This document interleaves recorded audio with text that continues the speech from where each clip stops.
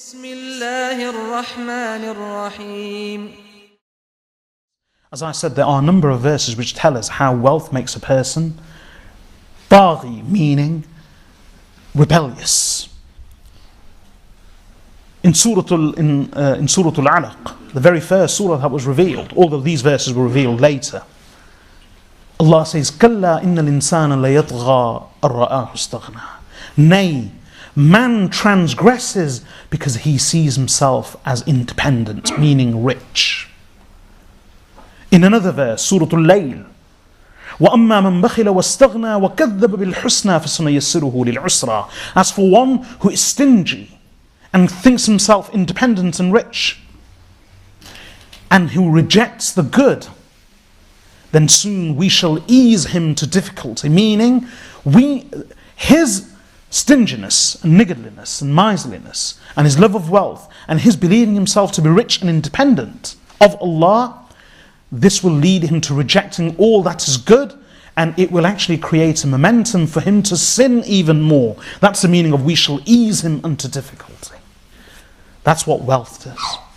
In another verse of Surah Ash-Shura, Allah says, وَلَوْ بَسَطَ اللَّهُ الرِّزْقَ لِعِبَادِهِ لَبَغَوْا فِي الْأَرْضِ وَلَكِنْ يُنَزِّلُ بِقَدَرٍ مَا يَشَاءُ. Allah says, and if Allah expanded and spread His sustenance for His servants, they would surely transgress and rebel in the land. But Allah only sends down of measure as much as He wishes. If Allah made every one of us so wealthy, we would be even more corrupt than we already are. That's the testimony of that verse of the Quran. So it corrodes and corrupts a person's character. And what does it make him do? In another verse, Nazi'at, Surah Al-Nazi'at, فَأَمَّا مَنْ طَغَى وَآثَرَ الْحَيَاةَ الدُّنْيَا فَإِنَّ الْجَحِيمَ هِيَ الْمَأْوَى. As for one who rebels and transgresses and gives preference to the worldly life, then Jahannam, Jahim, the fire, is his abode. That's what wealth does.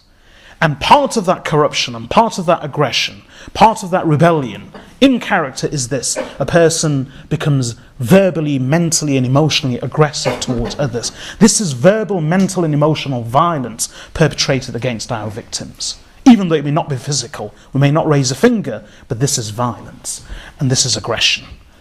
This is injustice, this is tyranny and dhulm, this is evil that we perpetrate.